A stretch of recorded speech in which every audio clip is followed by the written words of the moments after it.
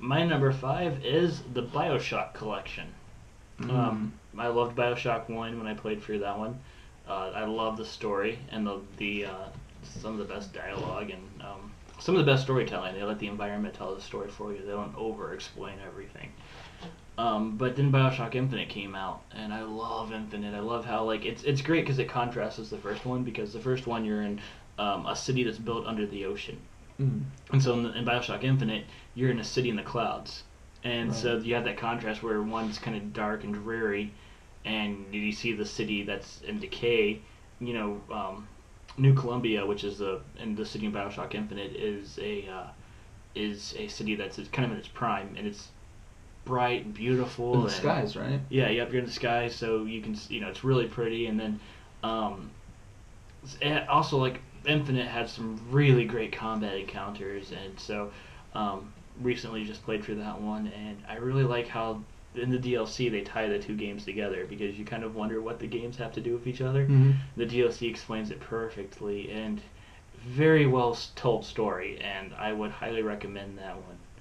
So I've only played Infinite, and it's your copy that I've played, so I need to get the collection and give it a try. Yes. Number 5 for me, Super Smash Brothers on the Wii U. Number 5. Now, we have both are avid supporters of Super Smash Brothers. I'm sure you've played the Nintendo 64 probably all the way up to the new one, and so have I, and we have played them our whole lives. I'd say we're both really good at the game. We love Super Smash Brothers. We're above average. Above average. We like to say until someone says, you guys are nothing, and challenge us and we get whooped.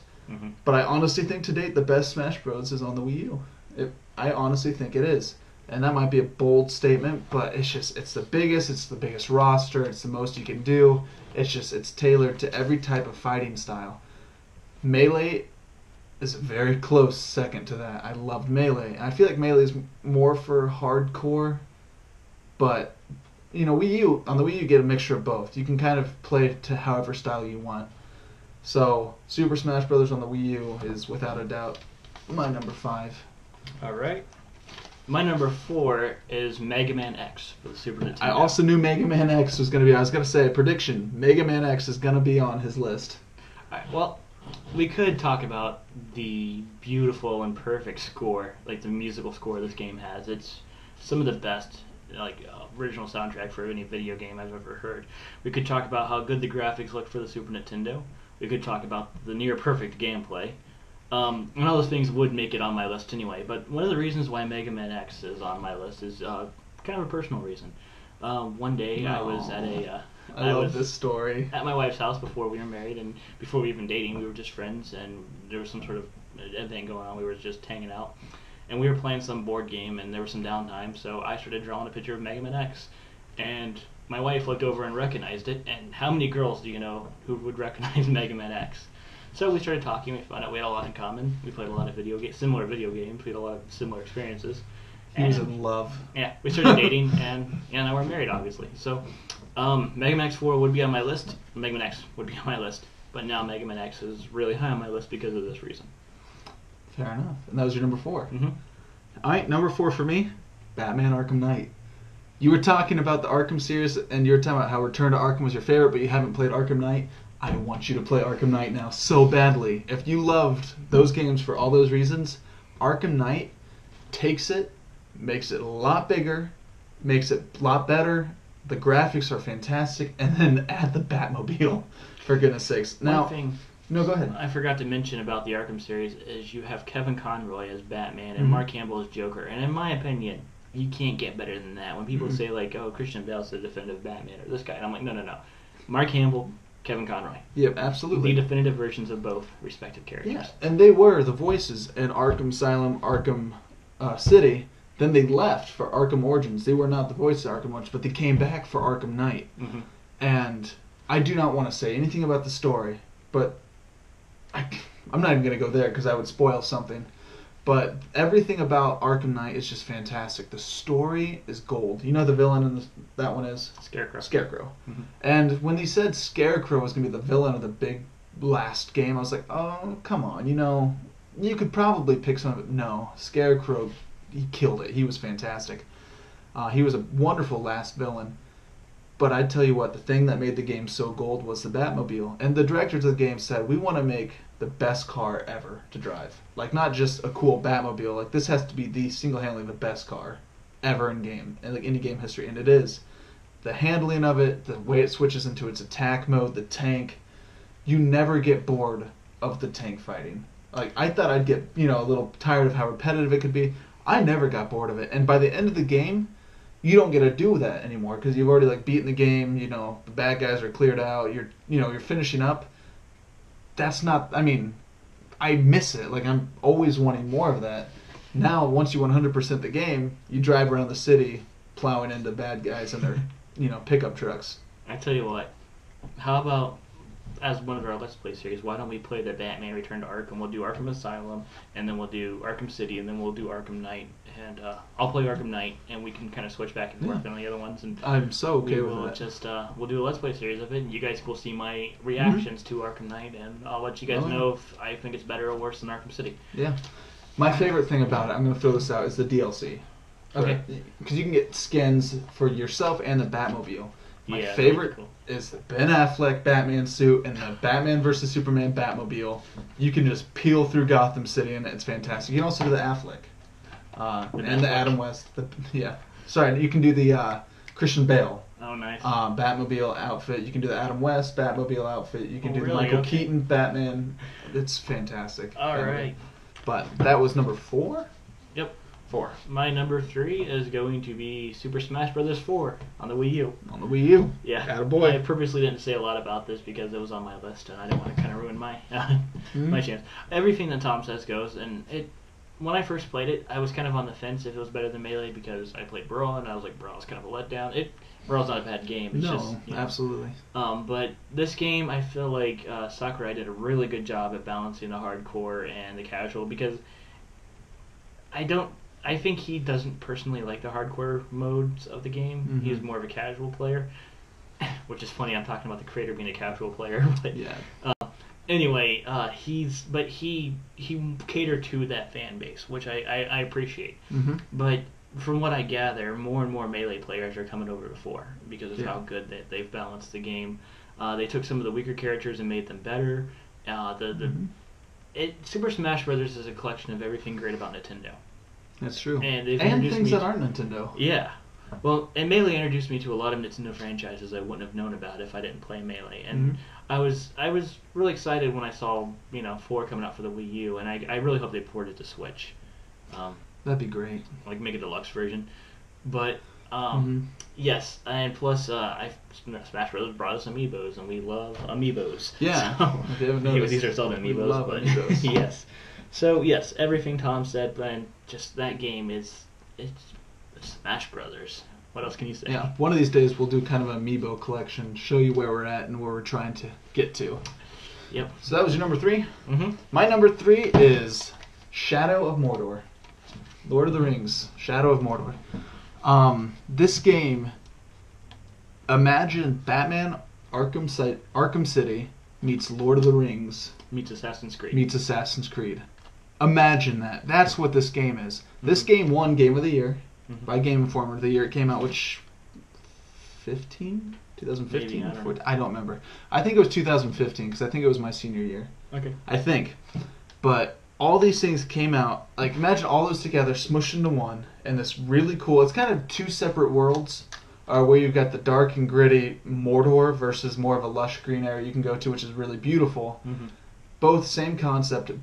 But that's not what makes this game shine. Not the gameplay, not the fighting, not the world. The enemy system in this game is fantastic. Say you're walking around, you get killed by a regular orc, like literally just a computer, like NPC, just kills you. Which can happen. Well, he has a name. He has a backstory. He has fears and weaknesses. You might not even know that. You might just cut him down and kill him on your way, which is normally what you do. But he had a name. And then, if he's the one that kills you, he gets promoted. And then all of a sudden the people around him start getting stronger. He gets stronger and he moves up the chains. And all of a sudden everything's affected by this one nobody that got a lucky spear throw at you, which has happened many times. And then you come back from the dead. It's kind of like the thing about the game is you always come back because you're a wraith. Then you can hunt down that that killed you, and he'll remember you and be like, I killed you before, I'll do it again, and stuff like this. And then you can like take him over, control his mind, build an army, go lead a siege on these war chiefs. It's fantastic. It is so cool. And it never got old. You could always, like, my goal when I was playing the game after I beat it was, I want to have every war chief under my control. I was pretty close when I was playing. Yeah. My one experience I had with that game, I really like this game too, but one experience I had was when I was kind of right before you start getting really powerful and the game's still pretty challenging. Mm-hmm. I had one war chief kill me multiple times. I think the first couple times it was just a bad situation. Well, he started hunting me. And so every time I'd like be somewhere else trying to get my character stronger, he'd show up, and so it kind of became a game of cat and mouse until what I did is I let him out to where he didn't have any reinforcements, and then I was able to take him out one-on-one and just eventually take him down. So I love how like they start tracking you after a little while. That's pretty cool. And that gets that game was exciting. I'm actually looking forward to the sequel. But, I am too. What's it called? Shadows of War? Shadows of War, something like that, yeah. Very excited to see what they do. Some of the pre-game footage already. Don't really know what to think because it looks a lot like the first one. I don't really know. It looks like there's a more intuitive like general system where you can actually, you're more like using generals to wage war. So yeah. So I'm excited to see what they do. I just don't know much about it yet. I'm waiting until I actually play the game before I pass judgment on it. Yeah, absolutely. The concept. So that was my number 3. So number 2. Number 2 is a fairly new game, actually. It is The Last of Us. Yeah. Now, I'm not going to talk too much about this game because Tom hasn't played it yet. And I want him to play it, and I want him to be surprised. We're doing a reaction Let's Play to that as well. I'm personally, that's the one I'm most excited about, is seeing The Last of Us. Now, this has probably the best story I've ever played in a video game. And I mean that.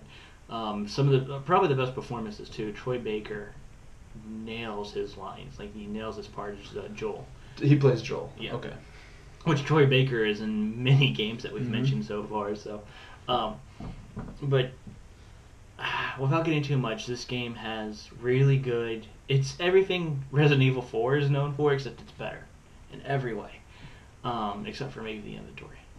Anyway, I'm actually in the process of trying to 100% this game. So if I try to 100% a game, it's good. Yeah. I can't. You'll have to watch our Let's Play before I just talk about what really makes this game great, because I don't want to spoil it for Tom. But just know that if it's my number 2, it's there for a reason. I believe it. I will say it did everything that Logan tried to do. There you go. All right, fair enough. Fair enough. It's okay. So number 2, I think this is going to surprise Chris. Okay. Legend of Zelda: Twilight Princess is my number 2. Well, I knew it was going to be high on your list. Did you think it'd be 1 though? I wasn't sure. It's number 2. For some reason, I don't know. Yes, Madden 08 is my number 2. Yeah, no thanks. No sports games, I doubt, made it onto either of our lists. No, Legend of Zelda: Twilight Princess is my number 2. First of all, I'm going to get this out of the way. Twilight Princess is my favorite Legend of Zelda game. For many reasons. Ultimately, it's the most realistic, gritty Legend of Zelda game that's come out so far. And I think that's pretty safe to say. Kind of on par with, Majora's Mask is very dark in times too, scary. You just got all sorts of stuff. But Twilight Princess, it's beautiful. The story is fantastic. The gameplay, the swordplay, all of it, absolutely loved. And then they took a concept that you would think wouldn't work. That's turning into a wolf and going to the Twilight, and it's wonderful. Like, those parts of the game are fantastic. So I love everything about this game. But most of all, the thing I love the most about it is Ganondorf. The final fight with Ganondorf. It's my favorite Ganon fight out of any game. So absolutely. You fight him as a wolf first? Well, the first way you fight him is he is Zelda. He possesses Zelda's body. Then you have to fight them, and that's kind of like a nod to the Ocarina of Time. Yeah, because you're playing tennis. You're playing tennis with him, and then he turns into a wolf, or he turns into Ganon. Dark Beast Ganon, and then you have to turn into your wolf, and then you have to challenge him there, that was fantastic. Like, that was the hardest part for me, was learning how to fight him. Right. But I loved how they didn't just say, forget about the wolf for this. No, they incorporated that, and they made it a big part. Then he takes it outside, and you're fighting on the horse with Love that. On a Zelda. Hyrule field, it was Yeah. They basically took every concept of the game you love, but where it really shines is the last one-on-one spar with Ganondorf. The music, the surrounding, the rain, the dark, it was just great. So, with everything being said, Twilight Princess is my favorite Legend of Zelda game, and it made it to number 2 on this list. I will say this about Twilight Princess. People often forget it was built for the GameCube. So if it seems like the overworld's a little barren, they were working on severely outdated tech. I played it on the GameCube. I didn't play it on the Wii. Me too. And I'm glad I did because from what I gather, the GameCube is it's better. It's kind of funny, but it's better because it doesn't have motion controls and you don't really deal with any inferior graphics. But the definitive version is on the Wii U. Yeah, absolutely. I didn't play it on the Wii. I tried it on the Wii. Was not a fan. But then they basically took the GameCube version, put it on the Wii U, perfected this use, very small amount of use of the motion controls, and everything else. It was just lovely. So that's, I think, the best way to play it. I'm excited to see what your number 1 is. Yeah, absolutely. Number 1. Speaking of number 1, you probably guessed mine. It's the Legend of Zelda Majora's Mask. Yep. I knew that was coming. Yeah, I knew it way ahead of time. I've never made it a secret. I liked Majora's Mask before. It was cool to like Majora's Mask before. Everybody was pandering for a Majora's Mask remake after the Ocarina of Time remake. And I'm glad they made Majora's Mask remake, but I liked it before everybody else wanted that.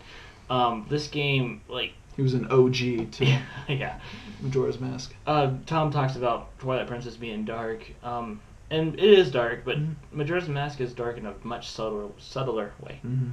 The 5 areas in the game are based off of the 5 phases of grief. Yeah. And plus, they only had 1 year to make the game. Really? They made that game in 1 year. I did not know that. Yes. Yikes. And Respect. it has one of the most realistic worlds. Everybody has a place to be. Everybody has a job. People, they go to places at nighttime to sleep, and it seems like the town is very lively.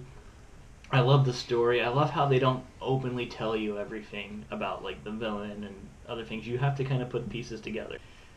Anyway, like I was saying before my cell phone rang, they had 1 year to make the game, and that's why they reused the Ocarina of Time assets and graphics. But man, all the original stuff, the story is super good, and I don't think you've played through the entire game yet. Okay. I have not started it. So I'm gonna not spoil the ending, but it's... I already know. Okay. The ending. I know. Sorry about that, guys. Okay. Anyways, so again, my number 1, Legend of Zelda: Majora's Mask. Amazing game. You should play it if you haven't. It will make you. It'll make you think. It'll make you think. All right, my number 1, Elder Scrolls V: Skyrim. Oh. This, hands down, I forgot about Skyrim. You forgot about Skyrim. Where would it have been on your list? It probably would have been high. I don't know. It's Elder Scrolls V: guys, Skyrim forgive me. is number 1 on my list. And anytime anyone ever asks what's your favorite game, hands down, without a doubt, I will say the Elder Scrolls Skyrim. I mean, you can figure this out by the amount of hours I put into this game. I had it pre-ordered, and I had it the second it came out, November 11th, 2011. Yes. I had this game, and I played it for 5 days straight with one of my best friends. I said, Mom, listen, this is coming out. Don't expect to see me. Don't expect to hear from me for a long time. This is all I'm going to be doing. And sure enough, that's what I was doing. That's cool, because I bought the collector's edition too. Well, I bought the collector's edition. I didn't get the collector's edition. So I have the dragon statue and the little coffee book. It's really cool, but I'm sure. That's yeah. Unfortunately, because my Xbox failed on me, I did not put a lot of hours into the game, but I really, really like it, and I'm wanting to rebuy it on PC. And well, there's a remastered version that's out now that I have for the Xbox One. I'm telling you, this game is everything a video game should be and more. And it had such high expectations following 4, which was Oblivion, which was following Morrowind, which Morrowind was the most critically acclaimed at the time. Everyone loved that, and that's what got everyone hooked into it. Now, Arena and stuff like that wasn't as popular, but Oblivion came out, and it basically scratched the surface of what an Elder Scrolls game could do, and it was fantastic. It blew everyone away, and that's the first one I played.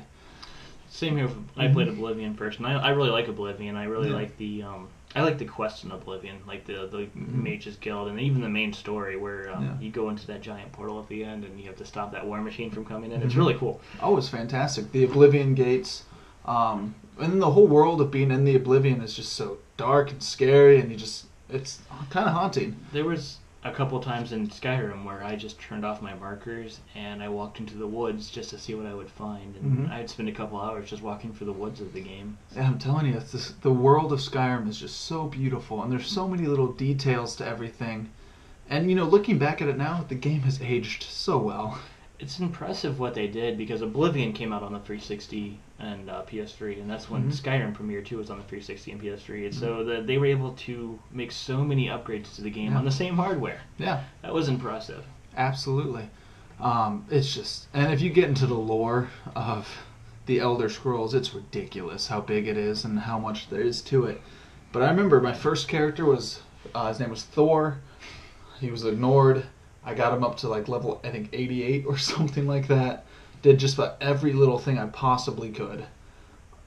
I mean, the time I put in that game and the enjoyment factor I got out of it has been unrivaled by any game. I know Bethesda, they put all their attention on one game at a time, which obviously, like, Fallout 4 was their last game, and I think they're finishing up the DLC, or they finished up. They just finished up. They finished up the DLC for it. I'm kind of looking forward to the next Elder Scrolls now, because like Fallout 4 is done, and I hope they kind of do something like how they did with Fallout 4, where they announced it and it was coming out that same year. It was quick. I would be impressed if they did that again with the Elder Scrolls. That would make me. The only problem with Bethesda right now is they're trying to deal and fix Elder Scrolls Online, which some people claim they've done a good job at. Yeah, I mean they've done some really great parts of it, but I have played it.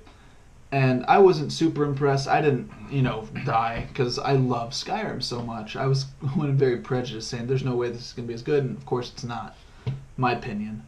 But, they just did a big expansion. I don't know if it's out yet. Morrowind expansion for it, which, I'm sure is going to be fantastic.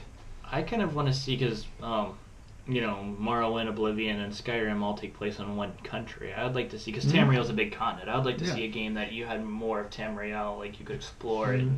I don't know. Yeah, Cyrodiil was my favorite, and that was Oblivion. And Skyrim, obviously was Skyrim.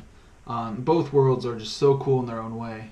But without a doubt, the voice actor for Mario plays the Dragon Paranax. Really? Yeah. Parthenax. Parthenax, yeah. Yeah, Mario. I did know that, actually. Man, I did such a bad thing, and I killed Parthenax. I couldn't do it. I was like, forget the blades. Yeah, I did They're useless anyway. They can't even protect the Emperor. I made such a mistake. And then the Emperor gets killed in he gets killed in Oblivion. That's Patrick Stewart. Yeah. But then and Sean Bean was in it, too. Yeah. Guess what? He dies. Yeah, he dies. Of course he does. That's not a surprise. But then in the blades, again, being useless like they are, they couldn't protect the Emperor from you in Skyrim when you have to go kill him as a Brotherhood. What is it? Is it the... Sorry. Oh, man. The Dark Brotherhood. Dark Brotherhood, thank you. Yeah. Which I think Skyrim had a better Dark Brotherhood quest overall.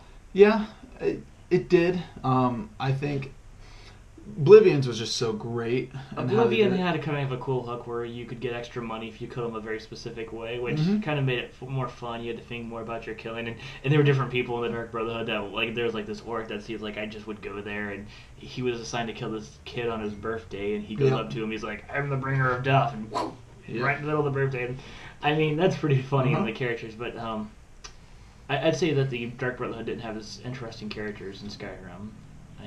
It had some. Cicero was probably the one. Astrid and Cicero carried the story of the Dark Brotherhood. But even then, Dark Brotherhood is not where this game shined. No. It shined in the Dragonborn and who you were, developing your powers, exploration, the world, all of it. There was just always new stuff to find. The idea that, like, when you fight the dragons, you actually fight the dragons. You're not just hiding behind a rock shooting arrows at it, which you can do that, but you actually take your sword out and you go toe-to-toe with a dragon. That was a cool aspect. And using your shouts to ground it or stuff like that. And the theme. Let's not forget the theme. Oh yeah, the main theme. Also, don't forget this. The DLC of this game. Which I haven't played. So good. So good. They added so much stuff that just... originally you wouldn't think that it should be in the game. You wouldn't even think, I need a whole side quest about vampires. or I need a whole side quest about another Dragonborn. You wouldn't really think that. Or I want to build my own house and have a family. I mean, that's not really what a guy like me is going into that game hoping to accomplish, but when they released it, some of the best parts of the game. I also love how they incorporated that, because like in Morrowind you could only play as a werewolf, and then in Oblivion you could play as a vampire. Mm-hmm. In this game you could play as both, and that was really cool. You could, I mean, not at the same time, but you could get infected by a werewolf. Or you could be a vampire, but there's even something a step above that. Yeah. Which okay, I didn't know if you knew about. I'm aware of that. Okay. Yeah, it's pretty cool. But I just like how they gave you those options, and yeah. Well. I could talk about Skyrim all day. We might have to have an episode devoted to Skyrim. Just devoted to our love of Skyrim. But yes. I don't think that was probably a surprise. A lot of people would probably guess that that's up there on most people's lists. I don't even know why. I wasn't even thinking about Skyrim. Yeah. I think it crossed my mind. I was like, oh, I have to add that to my list, and then I forgot about it. Well, we'll do a revised list sometime later, and we'll see where it ends up on Chris's list. But until then, have a wonderful day. You guys have a great weekend, too. Enjoy your weekend. Thanks for watching. See you guys next week. See you on the next one.